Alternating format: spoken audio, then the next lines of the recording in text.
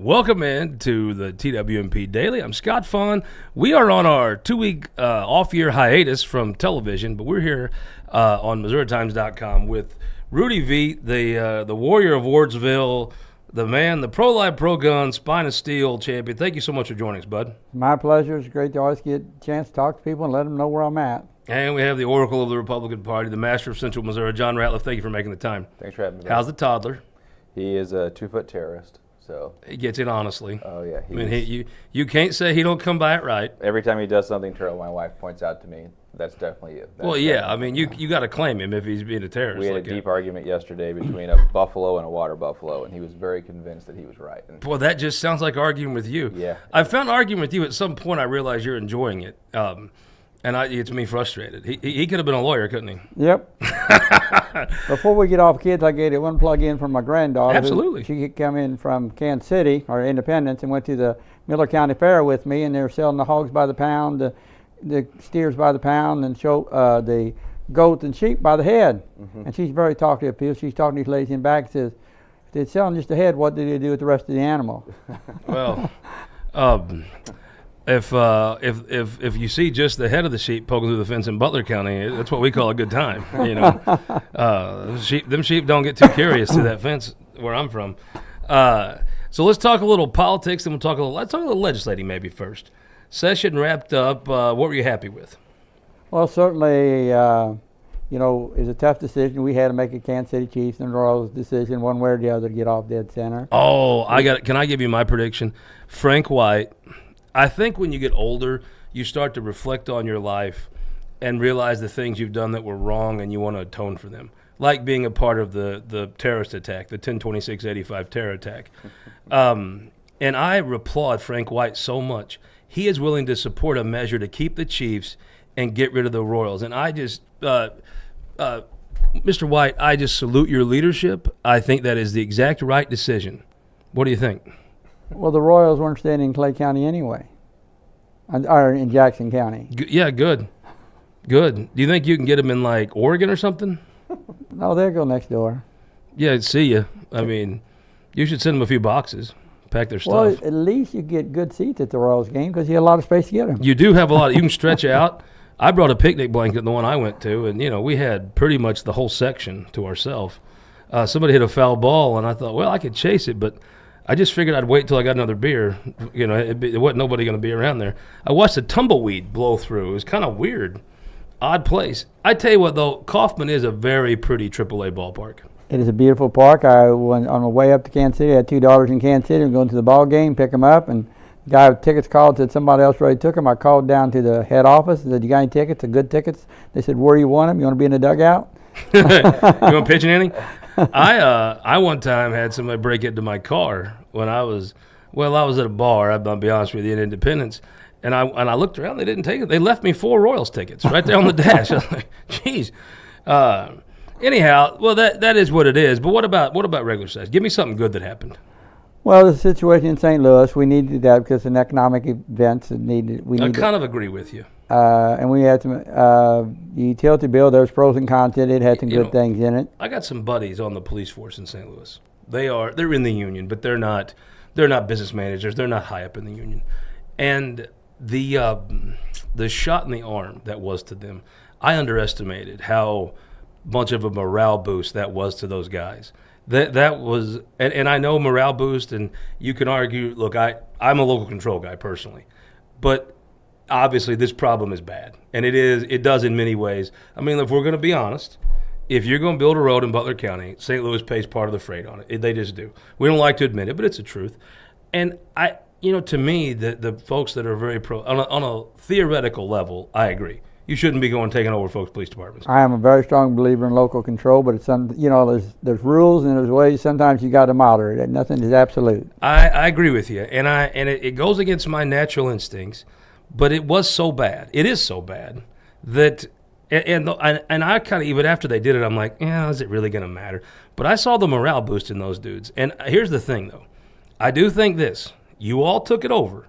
Governor Kehoe and Rudy Veit and Cindy O'Loughlin, you took this over. We bought it, and we're going to have to live with it. You're going to have to do it right, though. You got to. Yeah. I mean, you got to do right by those folks. If you're going to take their police department, you're going to have to stick with them and help them. And I think, I just, if you support Mike Kehoe, you're going to have to find some things you like about St. Louis, which I have the Cardinals, and then I've got Anheuser-Busch, and then you've got Jonathan. Anything? There's a couple restaurants you got to like over there. Which one's yours you like? Well, I'm not picky. I'm a custard guy, so go get me some custard. I do like the custard. I like Ted Drew's. I do like, now that you got me there. I do like Ted Drew's. I like Patios. I think I made a list of 10 things. Stan's Bar in South City I do like. I like Jeff Rainford. But I am kind of running out. We got to find more things, don't we? Look, if you took it over, you owe it to those people that you took their police department to stay with this and not just say, okay, we've done it and walk off. Well, you got to, as you indicate with the policeman's morale, they have a challenging job, and Absolutely. If they're depressed and not, just shunned, they're not going to be active. Once you get the morale going, you got a lot going for you. But in order to do that, you got to continue to support them. I really think, Jonathan, you're a significant figure in the Missouri Republican Party. You took a police department over. If you tried that in Dexter, they'd have the guns out on 25 waiting to shoot you all at the top of the hill on Crowley's Ridge. You took their police department. Your party should stay with this and not just say, okay, we took the police department over, we're good.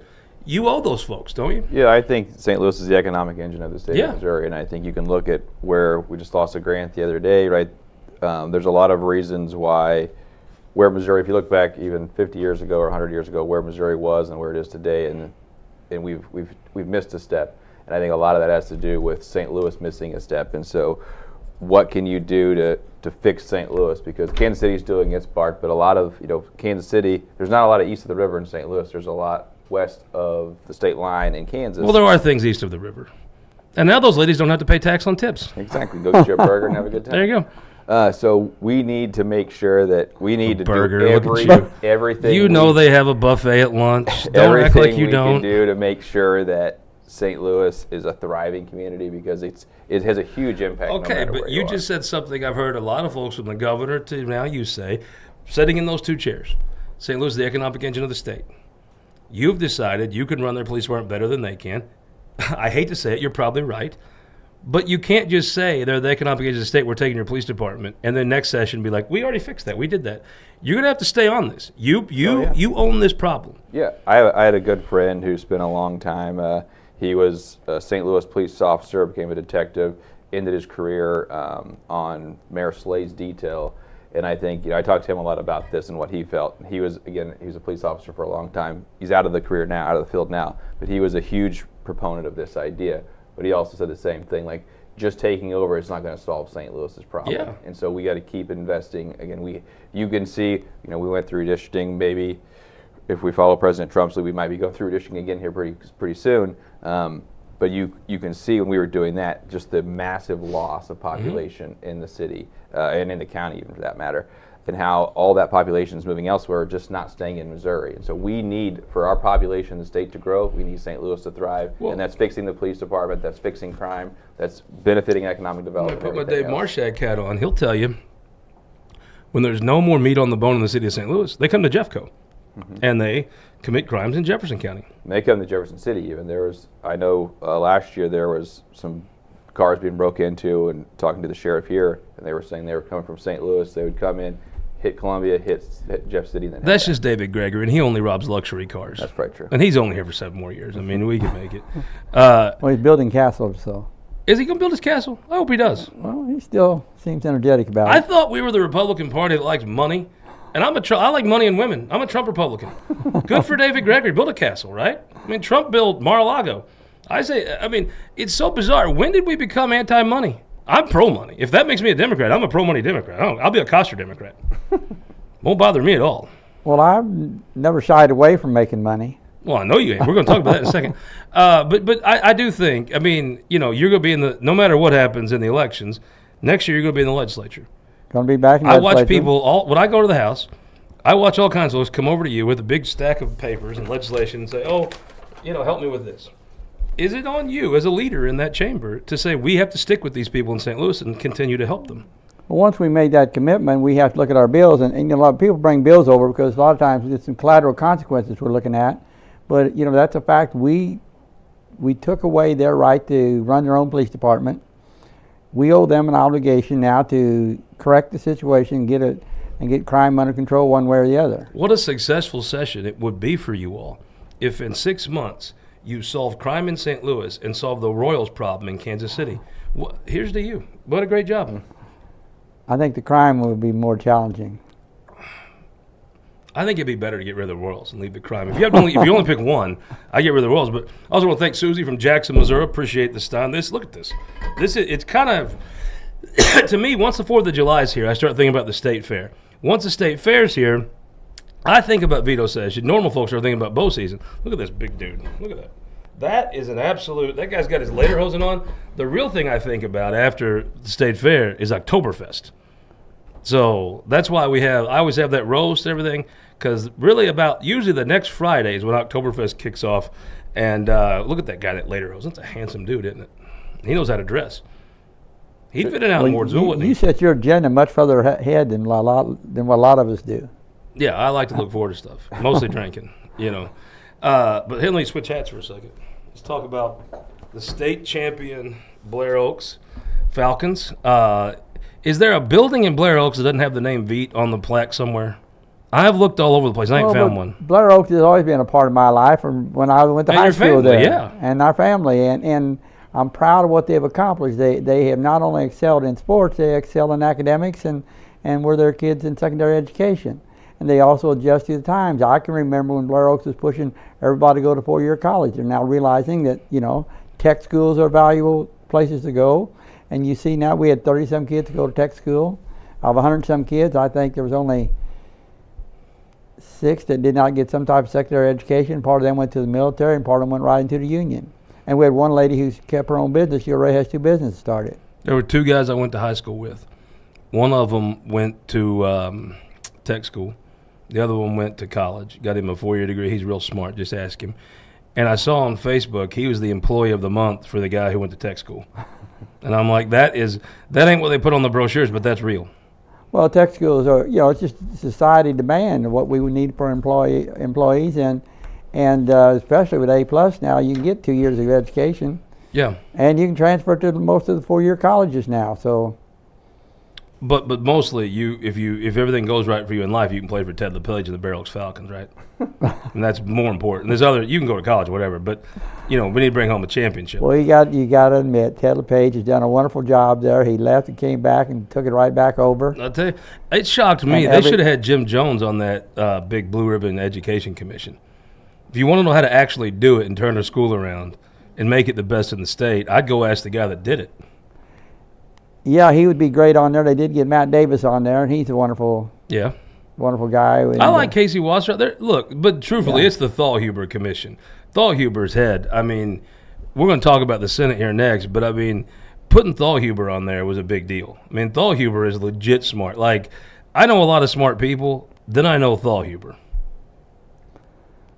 Donnie T is great. I think he was really important in doing the last time we kind of reiterated. And anytime when I was at down or when Senator Rowden was kind of first running, we went and had a conversation with Donnie T to be educated about education policy, and I think he's. How long did that take? Well, several hours in downtown. I would think. Jeez, Louise. But also, if you don't make the pool any bigger, the money supplied to it, which I don't think that the formula is going to be hard to change though, because if you're giving them one, you're taking away from another. Also, if they have a roast at the end of this Blue Ribbon Commission, if you're going to let Thalhuber have the microphone, you need to prepare the crowd, because he's hilarious to me, but I'm also a very warped and sick person. I mean, let me just show you this before we get into talking about the Senate. If you're in the state Senate, you'll be asked to vote on this change. I handed this to Mike Kehoe when he sat in that very chair, and you can hand that to Ralph if you don't mind. So this is a map of the media markets of Missouri. You'll notice all the red ones voted for Mike Kehoe. And if you'll notice, outside of the one he lived in, the one that voted the most for him outside of there was Southeast Missouri. This is where they voted for Bill Eigel. Now, I'm sure these folks are very well-intentioned and it'll all work out great. However, I'll ask you the question I've asked Rusty Black, Mike Kehoe, Cindy O'Loughlin. It seems to me it could be, now maybe I'm just a skeptical German, But it seems like it's possible these folks might have to be forced to raise their levies to pay for new schools in this area. Am I wrong? Well, that's going to be a challenge because in the rural areas, with most of a lot of farm real estate and the rates are such, and in small schools, they're using every dime they have, and they actually have fundraisers and that stuff. Yeah. And what if they did this? What if you just guaranteed the Kehoe voters the same percentage of the education formula they get now, and you let the Eichel voters do whatever they want with their money? They want to have charter schools, whatever, and everybody can have a charter school if they want one, but you let the Kehoe voters keep the exact same percentage of the formula they get now, and take the same percentage that the Eichel voters get now, and let the Eichel voters do what they want. I think that's called choice. Well, it sounds simple, but you really got to think these things through a little bit deeper. Okay, but may I ask you this? See what kids are going to get hurt and what aren't. Oh yeah, let me help. Take a drink here. My stein of knowledge is very concerned. See that deer? He's very concerned. My man Gustav here is very concerned that when this is over, the folks that live on gravel roads that voted for Kehoe are going to be forced to raise their tax levies to pay for new fancy schools for people that voted for Eichel. Am I wrong to be concerned about that? That's why I think you're going to have a hard time getting the formula changed. Well, let me just ask you this. There's a great school right here. I think Blair Oaks, that's what it's called. If Blair Oaks... There's a number of great schools in our area, but Blair Oaks is certainly dear to my heart. It's the first among equals, yes. I mean, let's be honest. Who won the state title? I mean, let's be real. I like our friends at Columbia Junior up there in Ashland, but I mean, there's a superior school. They prove it every fall.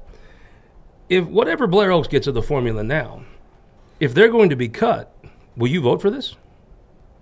I would never make a commitment on a vote yes or no until I see a whole bill and look at all the collateral consequences. Will you, before you vote, will you get the number, Blair Oaks, how it affects them?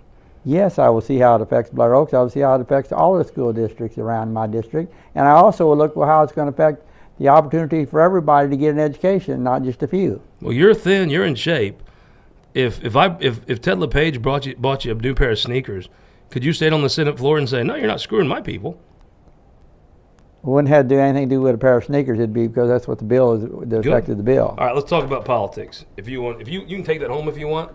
I Keep it, or I'll take it back, whichever one you want to do. I have several copies. I'm sure you do. I offered the governor. He didn't take his either. He said he knew the map. But so Senate race. Senate race. You've announced. I've announced. What made you decide? You're a bit of a rare House member. You own your own home. You have a job. You have a family. You seem like a happy person.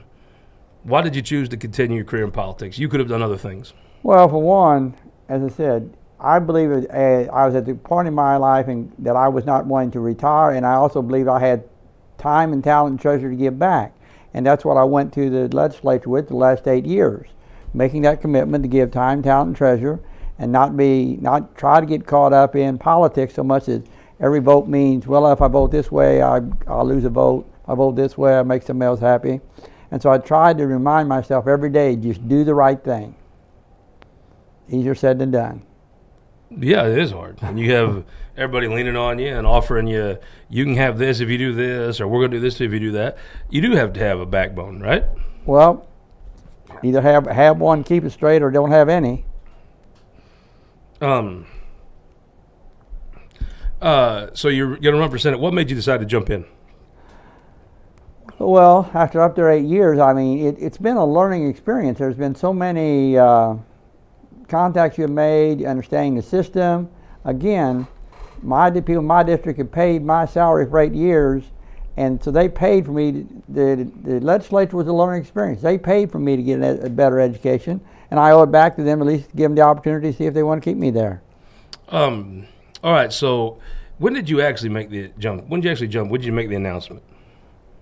Oh, it's been... It was during session, wasn't it, sometime? Yes, yeah. Right towards the end of session. But I had made up my mind somewhere before that, you know... I knew you had, but that's when it was in the paper. Right, yeah, end of session, yeah. In.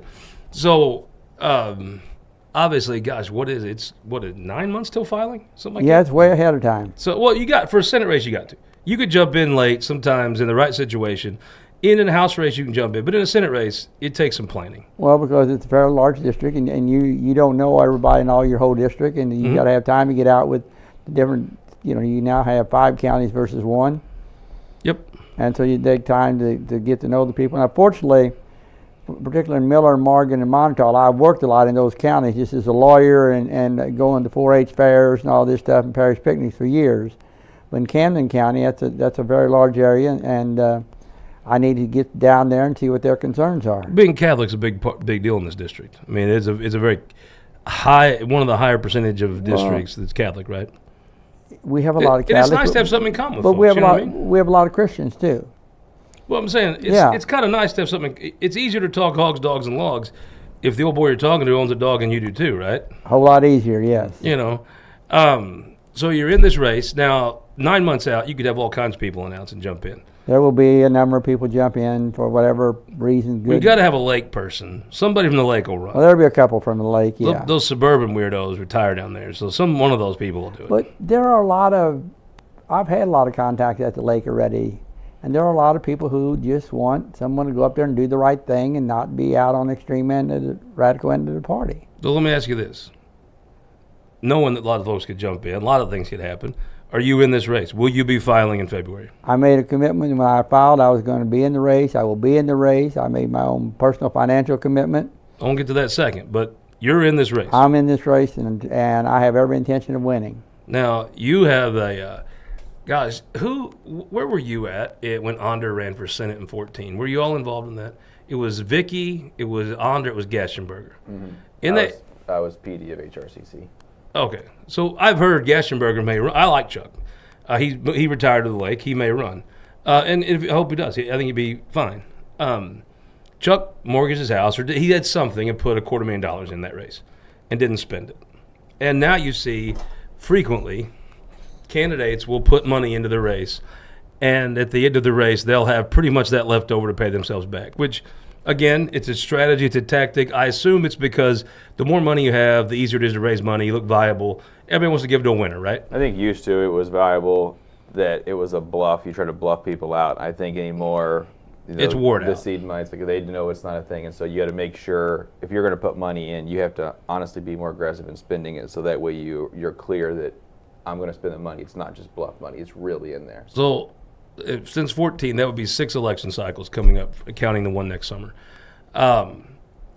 It would be my thought that of all the people that have put money in their own race, I would bet you're the most likely to actually spend this money. Are you going to spend this money on this campaign? I'm going to spend the money on the campaign. I've taken that money when I made that commitment. I don't even consider that my money anymore as part of my portfolio. When I look at what it's there, and it was there for a reason. If we need it, we need to use it, and to get the message out to where we stand on issues. I think if you know Rudy being around the district, whether before I was, before he was a candidate for state senator or state rep even, whether what the fairs he was going to or the 4-H events, the church picnics, the Blair Oaks basketball team or football team or whatever, he's always been giving. I would argue that if you look at the number of quilts he probably has at his house right now, I bet Rudy spent more than $250,000 on quilts and picnics over the last, several decades of giving back to the community. So this is just one more act when he puts money into his campaign, whether it's this check or another check. He's committed to winning. He's committed to keep spending money to make sure he leads this district. Well, I've already bought this year over 10 quilts, but that's kind of a selfish reason because my mom quilted, and I know how hard these women work for it. Yeah. And to see those quilts just bring for nothing just bothers me. So I mean, it's from politically, but I've been buying quilts a long time before I was in politics. I would say Bernsketter buys goats. He buys quilts. There's a joke there. That is it's going to be an interesting race.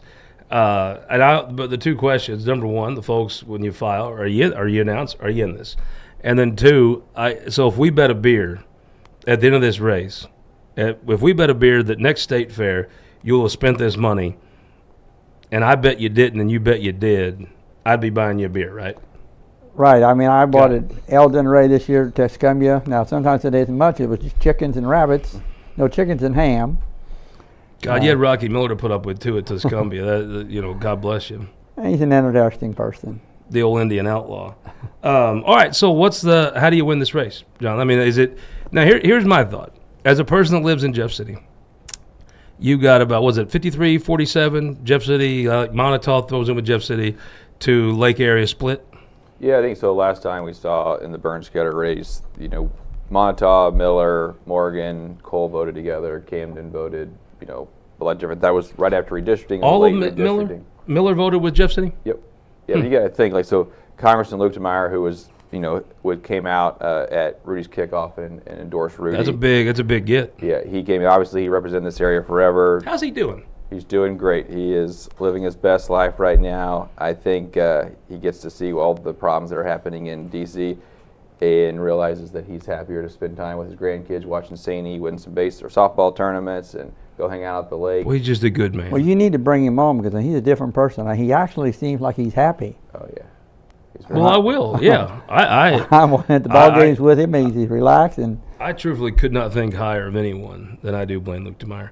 I just respect him and his wife so much, and I'm glad he's happy. Good for he deserves it. Him and Jackie. I think I talked to Jackie the other day, and the biggest hang-up is now Blaine gets to see all the packages she's ordering from Amazon every day, so that's the only hang-up. I honestly think Casey. She told me. I honestly believe. Now I'm probably being conservative. There were 20 packages delivered in the last 2 days. She told me something about it was half off day at Amazon or something. I'm like, I just don't. I've been bullshitted before, and I think I was again. I think she did have 20 boxes delivered. Well, she had just had a great event at Summer Caucus, right? And so she needs a little bit of stress relief, and Amazon Prime Day couldn't have come in. Oh, she fed me some bullshit about how a couple of them were for me. I haven't seen any of the ones that were for me yet. But and congratulations, by the way, on the blackmail worked. Yeah. I'm a very fortunate man. I talked her into getting engaged to me. Oh. I know. You thought you was good at convincing juries. How about that? You did well. She was showing off that ring to everybody. Well, good. I'm glad. Shout out to KT Diamonds in Columbia. They'll appreciate that, too. Does that mean you're going to start acting reasonable? We worked that out. That's not part of the deal. That's not part of our agreement. All right, so how do you win this race?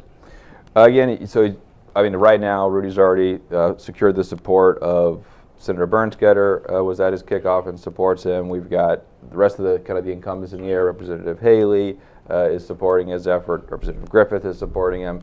And so I think you pull that support.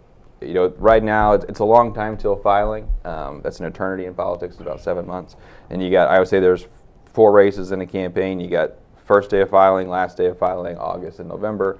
There are plenty of candidates who are in today that won't be in come February, and they won't be in it, and even more that probably won't be in by the end of March. And so our path is, Rudy, you're not going to outwork Rudy. And I think that's one of the biggest strengths he has. And a lot of people, they get talked into trying to run for a campaign like, hey, if you come in, I'll promise you all the money in the world. And so if you just do this, we'll have your back. And then the money never shows up. Yes. And they realize, or they think, well, we can just buy it. And that's just not how it works, especially in this upcoming cycle. A lot of full promises the fall before, a lot of empty mailboxes in July. Oh, yeah. The dollars aren't there. Campaigns are hard. They're harder today than they used to be. And I think this. Well, they're going to give to people that can win. In the upcoming cycle is going to be even more interesting because for the first time since 2014, there's nothing else on the ballot right now. There's still time for some, we'll see whatever referendum. Now, I had Susan Klein on, and she told me the HJR on abortion was written to be put on in November, and that's their preference. I assume Governor Kehoe will give a lot of weight to that. So the governor gets to decide, but there's a court process, and so at the end of the day, it's all about timing, and you can.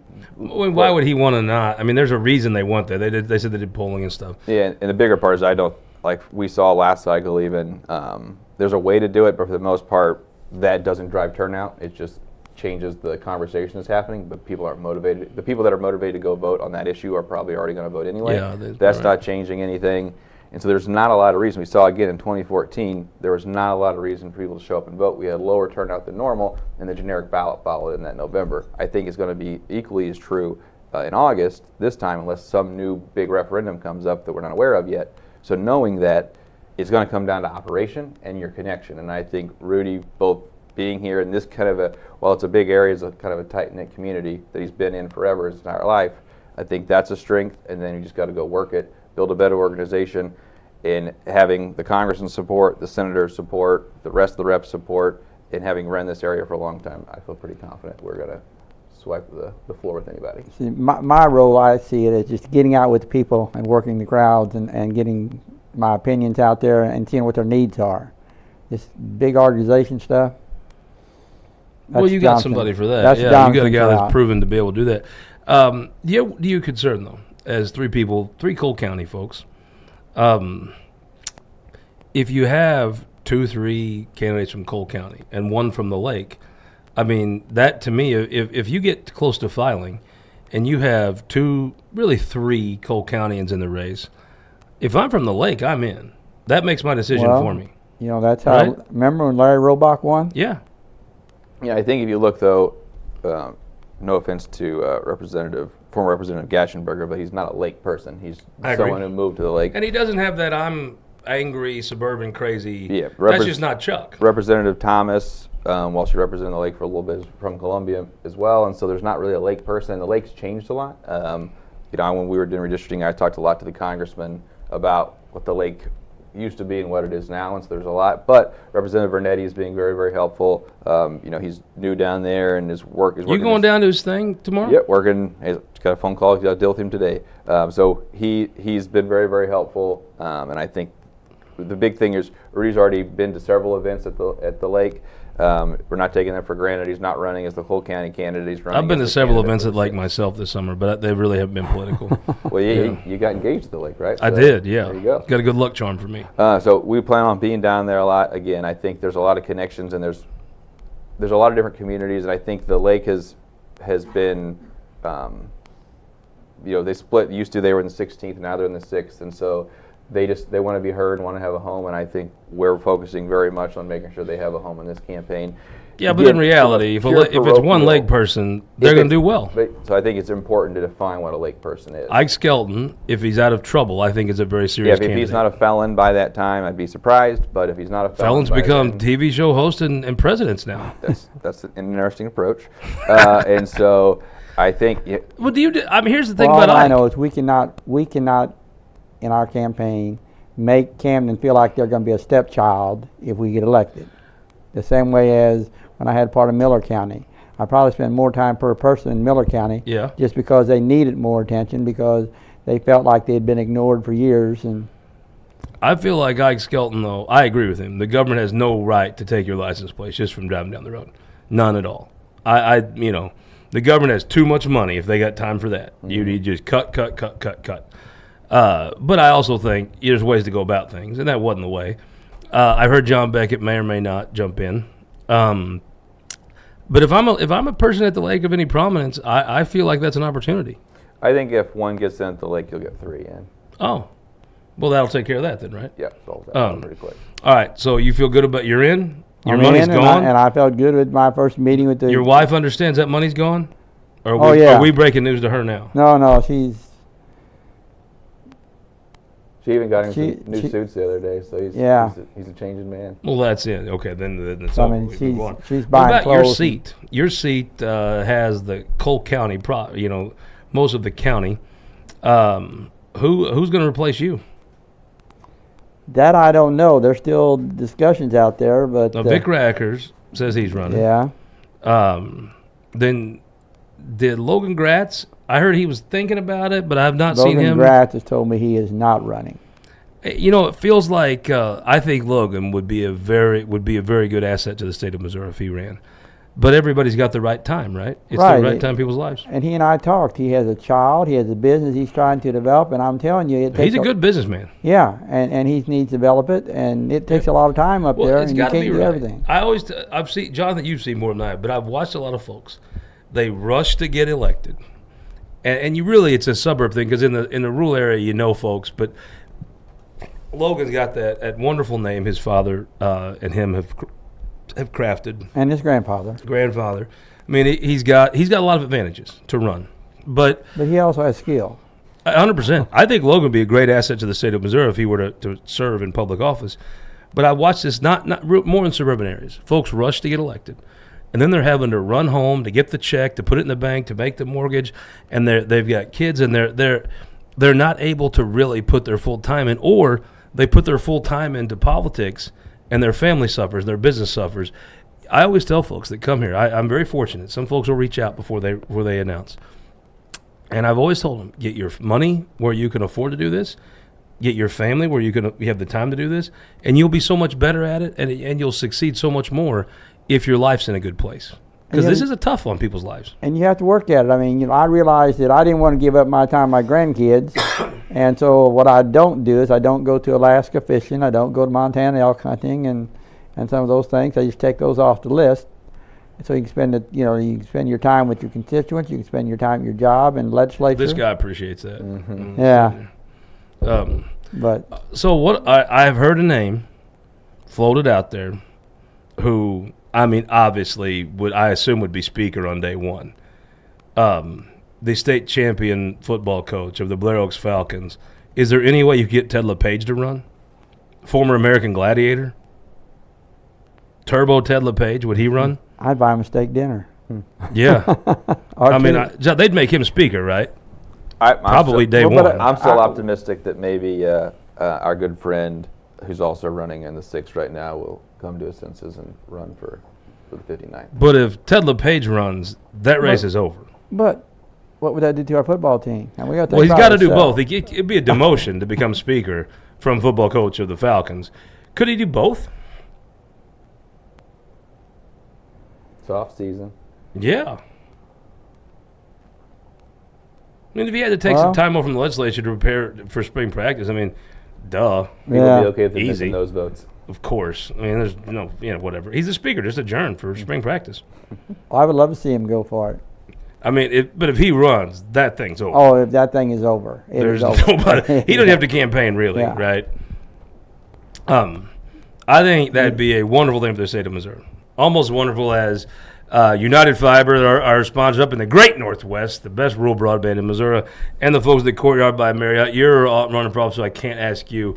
But if you love your family and you bring them to town, don't go cheap. Don't be cheap. Put them in the top hotel in Jeff City, the Courtyard by Marriott. What about this Anthem Mizzou thing? Good on them for getting that done. They did get it done, and it's good on them getting it done. But as I told them the last time, and I told them the other day again, it's going to happen again if we keep doing the same thing over and over. We got to make a mechanism so that when your third-party provider gets its providers, that they agree to some type of arbitration or something, so they keep the process working while they fight out the little battle. Well, arbitration sounds like a great idea.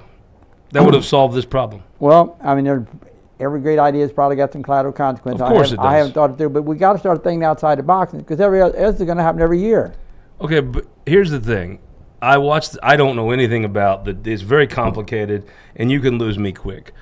There were 3 parts of this I found interesting. Number one, Moon Choi has Mizzou in the best place I've ever seen it in my professional lifetime. Yeah, it's financially sound, or they could afford it. And it's not just that, but you look at those other campuses. These kids are, let's be mean to the Jews and all that. Yeah. You don't see that junk at Mizzou. He's got the place running great. They're 2 back-to-back bowl game victories. Everything's going outstanding. Mizzou in 2015, insurance companies are not necessarily anybody's feels bad for.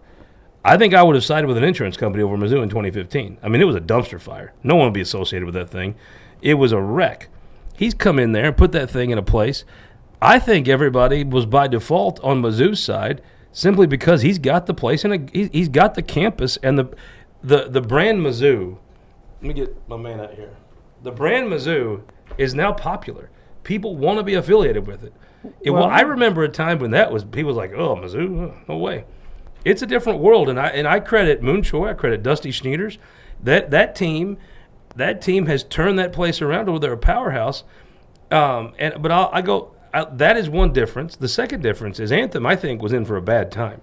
This is about to get bad on them. Whether it was the plans go somewhere, another company, they showed up to that hearing Cindy O'Loughlin had, and they came with a deal, which by most accounts were very generous, and I thought that changed the whole dynamic. That was the smartest thing I've seen a company do in the public policy space in a long time, was Anthem showing up ready for a deal. Ready for a deal, I mean, we're here to talk, and that was important. But you got to realize, Mizzou, not only in medical care in this area, has expanded. It just isn't Jeff City. It's all these outlying clinics and everywhere. And they don't make money on a lot of the rural clinics. Yep. They're providing a part of their services at the University of Missouri Medical providing Central Missouri. And so, I can understand why they sometimes have a little bit of overhead, but we, they have made a very aggressive approach to keeping rural health, and so we have to support them. Well, let's be real. Mizzou, the negotiations, Mizzou won. I mean, if you approach it now, you've done a lot more deals than I have, but if you approach it from here was the initial offers after the first rounds of negotiations. Anthem came a lot closer to Mizzou than Mizzou came to Anthem, and I credit Anthem for that. I think they wanted to get this solved, but also, good negotiations.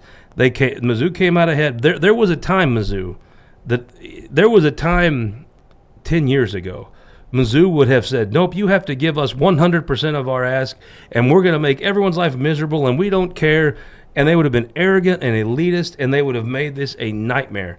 Instead, they put a little moon magic. Moon Joy gets involved, and they actually come to an agreement. And I credit Cindy O'Loughlin. Well, say what you will. She's having a hearing for these two. I mean, Mizzou Health says they're a private company, but they're not. That's not real, right? I mean, Truman can't agree, but I'm right, Truman. She had this hearing, and it was a little bit the government getting in private business, but it worked. Well, it worked, and all they did was move, got them together and in a movement. They didn't dictate what you had to do or how they had to deal. They just said, guys, let's talk. And we were serious. And credit to her. I know the governor was involved in the background, but I really credit Cindy O'Loughlin for getting involved in something that she didn't have to. I mean, her summer would have been better just staying out of it, probably.